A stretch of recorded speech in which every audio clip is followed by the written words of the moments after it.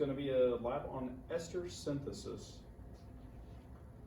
So the purpose of this lab is to synthesize a small ester and share that ester with other students in the lab so we can waft the aroma and describe them. And then the second part of this lab is a little bit more in-depth synthesis. And that synthesis is going to use vanillin, which is a food product, and we're going to synthesize an ester from that compound using acetic anhydride. And so the synthesis is actually going to be done with a catalyst, and the normal catalyst would be an acid like sulfuric acid. We're also going to try the synthesis with a base, and so sodium hydroxide.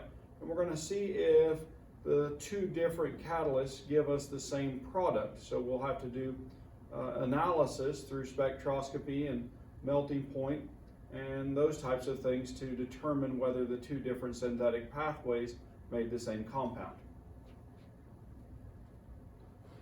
So an organic synthesis utilizes an organic molecule, and as we've described, they contain carbon and hydrogen, but they can also contain heteroatoms. And this week's laboratory, the heteroatom is oxygen, and the oxygens help to form some functional groups that we're going to learn the names of and learn to visually identify through a Lewis structure. The organic molecule with a carboxylic acid on it is an organic acid, and then we're going to have alcohols, which are also organics. If it were an OH on a benzene ring, then we would call it a phenol. And so in the world, there's about 100 million known or more organic compounds. And when you compare that to inorganic, there's only a few hundred thousands of those known. But it's because of the way that carbon bonds and the patterns of bonding, it gives a lot of molecules that are possible. So anyway, functional group. And so we've already talked in class about alkanes, alkenes, alkynes, and we've mentioned aromatics like a benzene ring. But we're going to add some additional functional groups. I have drawn those in class a couple times. The alcohol is an OH group on a carbon chain. Now, the R that you see there represents any carbon chain. I could make that a methyl group, a CH3, and we would have methanol or methyl alcohol. If I made it a C2 chain, right, with 5 hydrogens, then it would be ethanol or ethyl alcohol. And so that R group can be any carbon molecule, containing molecule. And so the functional group can be put on, well, about any organic molecule, all right? And so that's a generic way to represent a hydrocarbon group. The second one that we're going to learn is a carboxylic acid. And the carboxylic acid has a carbonyl carbon, a double bonded oxygen, with an OH group on it. And so that carboxylic acid, if we have a CH3 there, then it's acetic acid, which is the acid that we find in vinegar. And so very common. And in fact, that can be used in synthesis. And the last group we have is actually a combination of the alcohol and the carboxylic acid to make an ester. And that's our synthesis this week, is to take those and use some molecular scissors to make a rearrangement. And then we're going to get water as a byproduct from this reaction. So anyway, so we're going to look at the synthesis. Now, structural features of organic molecules, we start looking at them because structure determines function. Right, carbons, the chain length, the branches, the rings. Chain length, the longer a carbon chain, the more oily I become, and less like water when I have just a hydrocarbon chain. But if I put a heteroatom like oxygen, which causes a polar nature, then I can have a polar portion of a molecule. And we'll look at fatty acids in that way here in a minute. And so in this organic reaction, then what we're going to do is change functional groups to make it happen. And well, in fact, even then we can start talking about some additional stuff. Dr. Eason will cover this in organic chemistry for you. where we have stereochemistry, such as cis or trans or E or Z, the modern system, and we'll talk about those a little bit. And then chiral sites will have R and S that we can determine for them based on a priority ranking. And so we'll learn how to do all of those things as we move forward in chemistry. All right, this is an example synthesis. It's a commercial synthesis to make a consumer product. This one actually has some history. The reaction wasn't first done by Bayer, but Bayer took the synthesis, improved it, and turned this molecule into a commercial product called aspirin. And so if we're looking at this, then this is a more modern synthesis where we take a benzene ring and we actually add a chlorine onto the benzene ring. And if we add sodium hydroxide at a high temperature, then we can make a phenolic molecule. And the phenol then can be deprotonated with a base. And if we add CO2, then what we find is that we get a substitution ortho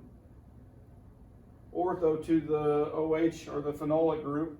If we add an acid at that point, then we can protonate, and we have a molecule called salicylic acid.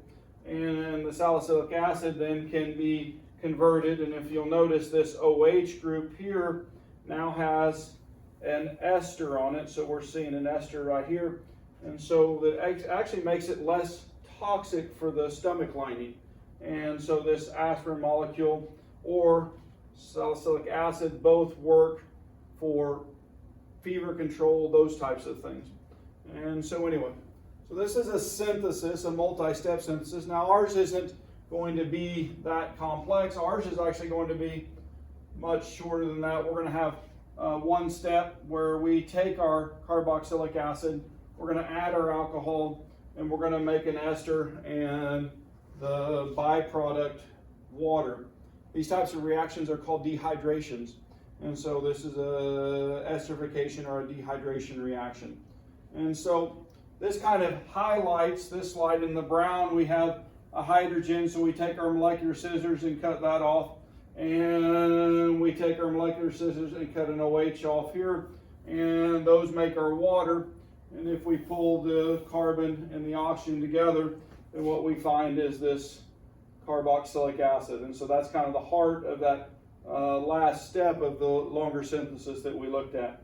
And so acetylsalicylic acid or an ester synthesis. Now, instead of starting with salicylic acid, we're going to start with vanillin today, and the main part of our experiment. And so we're going to synthesize that, our main product from that for this week. All right, this is just showing some other reactions which esters are formed. And this actually happens in your body when we store fat. And to make a triglyceride, then we take 3 fatty acids. We have a fatty chain out here. This one is 16 or 17 carbons long. And then here's our carboxylic acid or carboxylate group here. And then the alcohol.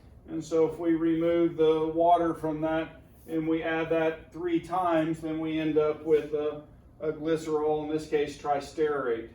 And so that's a ester reaction showing you that.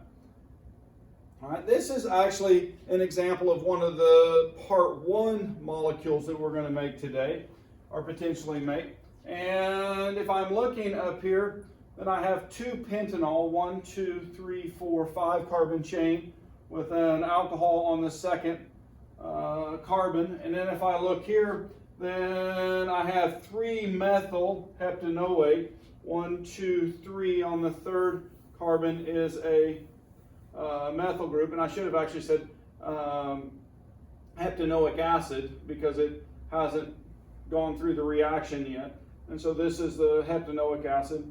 And if we take a catalyst and we provide heat, and we're going to use sulfuric acid for our catalyst for this reaction.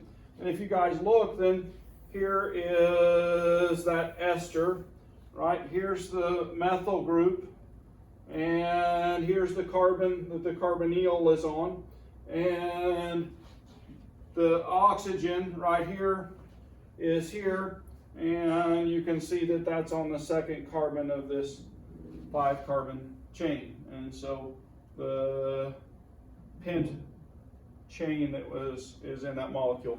And so we can see these, and hopefully, right, by the end of general chemistry, you'll see these functional groups and they'll be automatic. You'll know them. In fact, we'll know a number of others.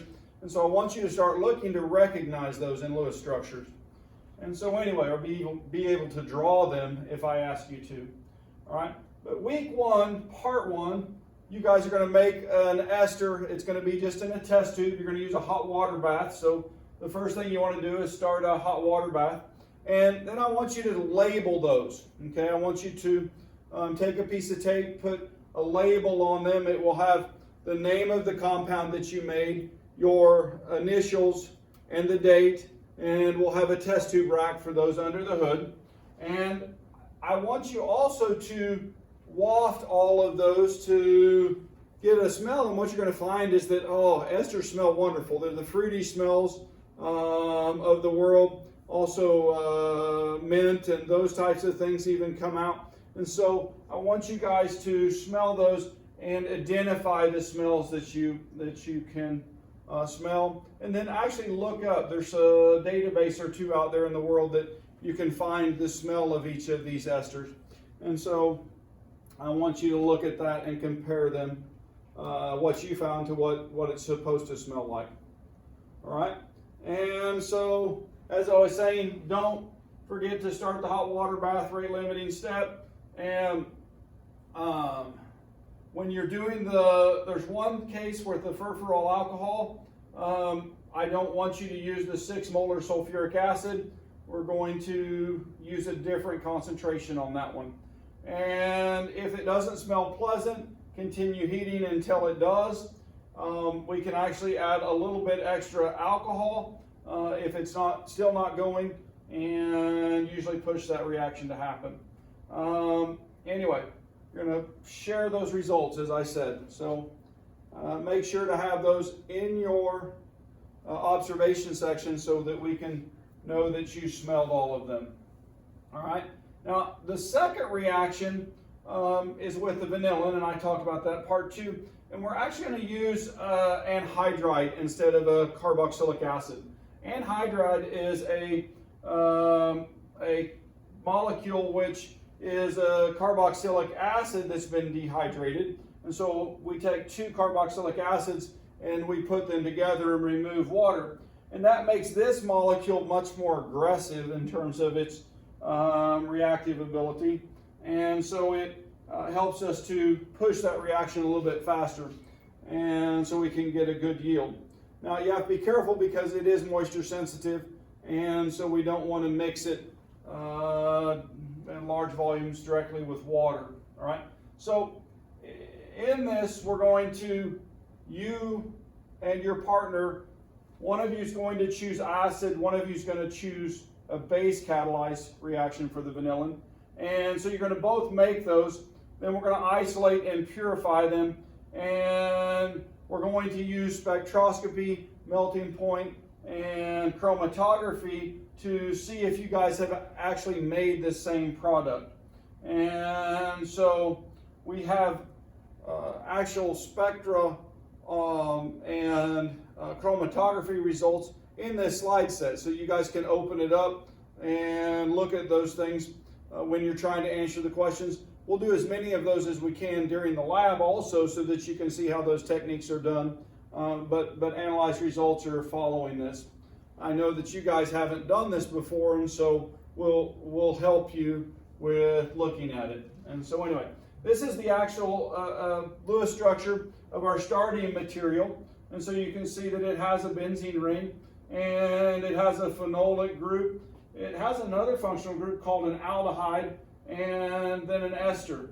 And so those functional groups are around this molecule. This is where our reaction, well, we expect it to happen, is on the phenolic group, and the carboxylic acid or anhydride is going to come in and react there, and we'll put a functional group on that. But we're going to try 2 different catalysts, and so we're going to see if Ester 1 or Ester 2, whether they're the same or different. We'll actually also compare them to our starting material to make sure we actually made anything, right? Because sometimes reactions don't go. So we'll have spectroscopy of this molecule, and this molecule to compare. We'll also have melting points and so on. And so we'll know by the time we're done whether we've made the same or not. Now, we don't expect you to be experts in this, okay? But when we get to spectroscopy, and this is just a list of the things that I talked about we were going to do. If I look at spectra, then this is like a photograph, okay? Now, the photograph can change a little bit even for the same molecule depending on the type of conditions that it's done in, but it's still recognizable, okay? There's certain features, like this feature, this strong peak just under 1800 is very characteristic of a functional group C double bond O, or carbonyl. And so if we go back to the structure and we look at the vanillin starting material, that peak is a picture of that bonding right there that's going on. And in fact, there's an infrared band there that when that wavelength of light comes in, it interacts with that bond and it changes its vibration and absorbs that energy. And so we can see that in this picture. And so I look at these like photographs. If I have a photograph of my wife, I can identify her because I recognize her, right? In the same way that with spectroscopy, we see a picture here, and if you're a trained chemist, then you recognize the picture and the parts of the picture. And even like family members, we can recognize how they're much the same in terms of the base structure of the molecule, but how changes have happened when they undergo synthesis to make, well, just like a child, a new molecule. And so we can see it in the pictures. And so IR is one of those techniques we're going to use. We're also going to use NMR, and we're going to take pictures in that way, okay? Procedure-wise, there's a couple things I want to talk about. If you're doing the acid catalyst, catalyzed reaction, you need a dry test tube. You're going to put in the vanillin. You're going to add the anhydride, right? And then a 3rd drop of 6 molar sulfuric acid. I'll teach you how to stretch a pipette in lab. And then we're going to swirl and heat that for 5 minutes, okay? Isolate. Now, this is different. If you're doing the acid catalyzed reaction, you want to do this stepwise, all right? It's in your handout. Make sure you read that and follow it. If you're the other partner and you're doing the base, then note there's a different route. We're going to have our hot water bath, and we're going to add the sodium hydroxide to the tube first, right? Then we're going to add the vanillin, and make sure that you check the mass calculation, that you've done that right. And then you're going to swirl to dissolve, all right? Now, you may have to heat. This is difficult. You may have to add a little bit more sodium hydroxide to get it to go, all right? And then I want you to take it off the hot water bath once you get it going good, and I want you to cool it in an ice bath, okay? Then once it gets cool, I want you to add the anhydride slowly, all right? And then we're going to take it out of the ice bath, put it back in the hot water bath, and heat it for 5 minutes. And then we're going to isolate, okay? So that reaction is set up differently. So remember, you're doing either the acid or the base, your partner is doing the other one. And then you guys are going to compare the two to the starting material and to each other to determine if you made the same thing or made something different. And we're going to learn that from the pictures of the molecule. All right? All right, isolate. So we're going to use our vacuum filter method, just like we did last week in lab with the copper products. And then we're going to purify. Now, this is a step called recrystallization, right? And so we're going to try to redissolve our compound in a little amount of alcohol as possible. Just a couple milliliters is plenty. You don't want to put too much because then it can become difficult to get it to start crystallizing again. But you're going to add just enough and heat gently. You don't want to burn your compound. And if you heat too long, then your ethanol boils off and you have to add more. So there's a kind of a fine line there. You're trying to leave a little ethanol behind because you want the impurities in that ethanol. And so you're going to cool that and you can add small drops of water until it starts to crystallize, and then we're going to vacuum filter that on a new paper. We're going to rinse it with cold ethanol. We'll have some in an ice bath back there and the back of the lab, and then we're actually going to hold that for a week in our drawer, so it'll have an opportunity to dry. We're going to put it on a watch glass, and then next week we're going to do analysis on that. We're going to do our melting point, we're going to do IR, we're going to do NMR, and I've already got chromatography that's been done on it. So we'll do all of those to look at what's going on with it. So anyway, so next week, as I said, we're going to get the IR, and I've already got carbon-13 NMR. We'll also do hydrogen NMR and melting point data. So what I want you to do is look at those pictures. Now I know that you don't know the molecules in the picture, just like you don't know people in pictures sometimes. But what you can do is recognize whether those people are the same or if they're different. And so you can look at the spectra and look at the details of the spectra and tell if they're the same molecule or a different molecule. And I want you to use specific points on those spectra, a peak at a certain place or a whatever that may be, to say this peak verifies that this molecule is the same or different, and give an axis, numerical axis number to support what you're saying. So support with your results. All right, safety. There's a couple things we need to talk about. We're going to wear the green slide over goggles or full goggles this week because of the acetic anhydride. And another molecule I want to talk about is butyric acid. It has a wonderful aroma, and so please don't take it out of the hood while you're managing it or utilizing it because it stinks so bad that even I don't enjoy it. And then we're going to try to keep water away from our anhydrides, except where we're actually doing the synthesis. And so if we can do those things, then we will have a good day. And waste disposal, the aqueous solutions can go down the drain this week. We need to keep the organic molecules that we're making, and we'll put those in the organic waste container and work on getting the right amounts of materials. And so we'll work on that. This experiment is actually a 2-week experiment, so you're going to synthesize the first week, and then the second week we're going to collect the data and then use that to analyze. And so that's the plan for the way that this lab goes. If you have any questions, then don't hesitate to ask. Now, I will point out that we have results for all of these things in the slide set, so you can jump in and get this information when it's asked for, or when we're asking questions about it. And so just to let you know, to answer those questions, you'll need some of that information. We'll also measure some of that on our own. So anyway, have a great day, and I will see you.